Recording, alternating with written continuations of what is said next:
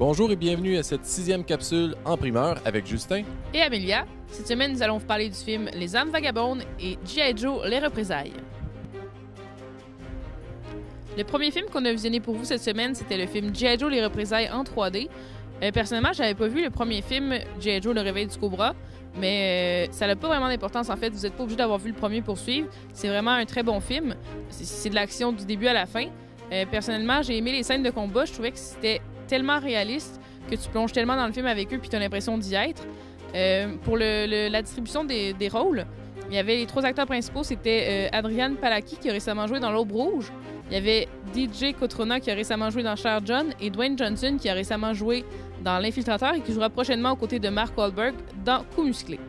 Le film est composé d'un scénario qui se tient, de dialogues clichés de films d'action et de testostérone de bord en bord du film. Même que je pense que j'ai peut-être fait un overdose de testostérone en voyant ça.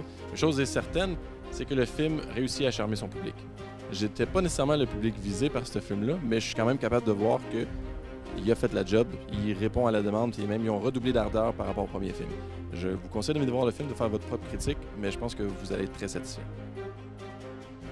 Les âmes vagabondes, réalisé et scénarisé par Andrew Niccol, à qui l'on doit l'excellent Truman Show, et qui a réalisé récemment En temps avec Justin Timberlake.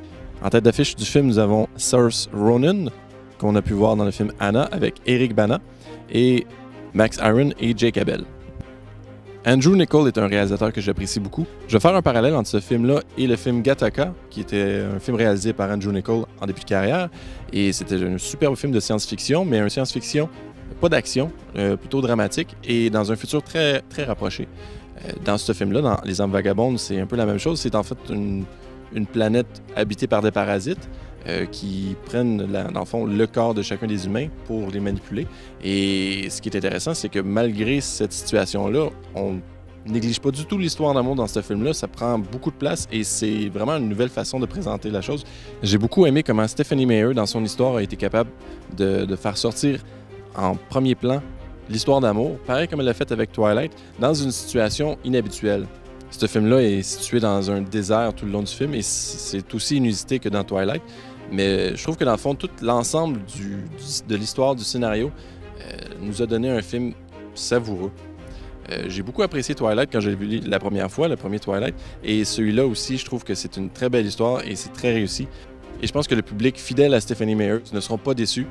C'est une très belle adaptation. Je vous conseille de venir le voir. Ce que j'ai aimé du film Les âmes vagabondes, c'est qu'on rentre dans un univers complètement différent du monde auquel on est habitué, où en fait l'existence d'espèces autres que les humains est très présente. J'ai trouvé que c'était un peu inattendu comme film, parce qu'on s'attend pas justement à voir des espèces prendre possession d'un corps humain.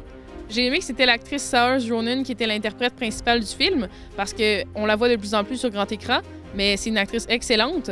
J'espère qu'elle va avoir une belle carrière en cinéma parce qu'elle a vraiment beaucoup de potentiel. La semaine prochaine, nous allons visionner pour vous le film L'Opéra de la Terreur. N'hésitez pas à nous suivre sur Facebook ainsi que sur YouTube. Merci beaucoup et à la semaine prochaine!